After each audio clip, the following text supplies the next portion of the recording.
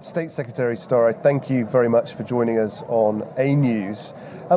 What are your hopes for this COP29 event?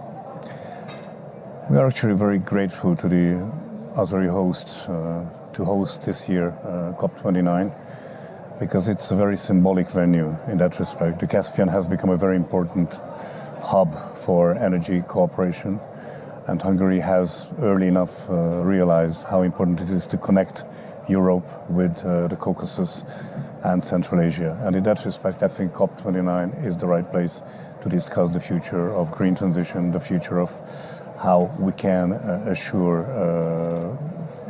supplies for Europe, and how we can cooperate more intensively and more deeply together with Azerbaijan and other countries of the region.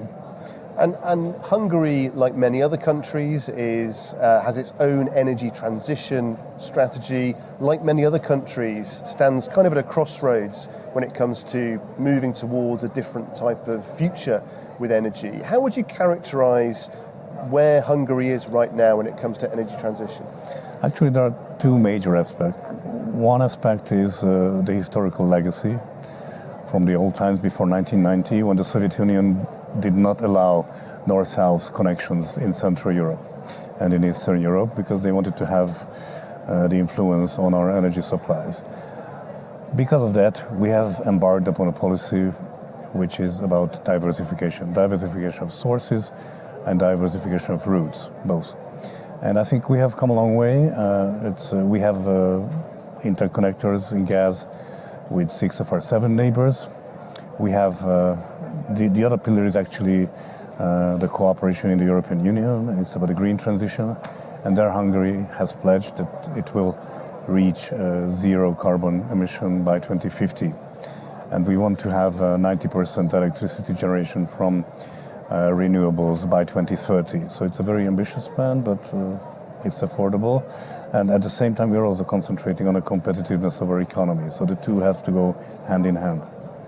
And do you think that technology will play a key part in enabling you to get to where you want to be when it comes to energy transition?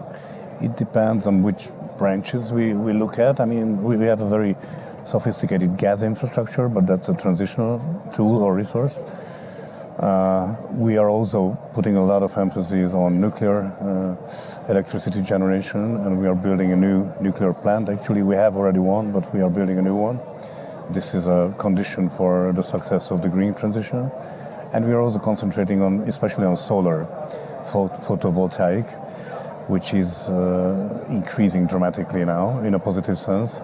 So our electricity generation is more and more based on this renewable, which is photovoltaic. But we need the technology for that, of course, as you rightly mentioned. And we are also developing our own capabilities in that respect, but we're also cooperating with many countries to have state-of-the-art new technology which can functionally do the best for the sake of this transition. Yeah. And you, like many other ministers, have been involved in intensive negotiations. A lot of work has been going on already at this COP29 event. Are you hopeful from what you've seen that leaders will be able to work together to come to a consensus and create the action that's necessary?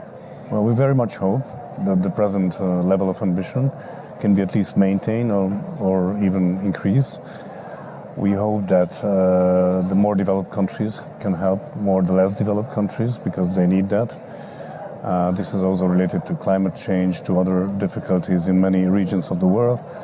But of course, we as a European nation, member of the European Union, we are ready to cooperate with others. And we have a very special group of countries, Azerbaijan, Georgia, Romania, Hungary, and now Bulgaria joining. This is about a green corridor, actually, which is a big project which would connect Azerbaijan, Georgia with Central Europe, Romania, Hungary, and Bulgaria.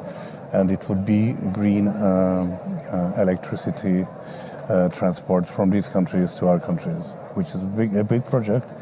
But we had a side event. We met at ministerial level with the other member states, and we are working on a feasibility study. We have set up a company which is handling the issues with regard to this. And I'm very confident that the present COP29 and our other activities, which are connected actually to the activities of COP29, will be successful.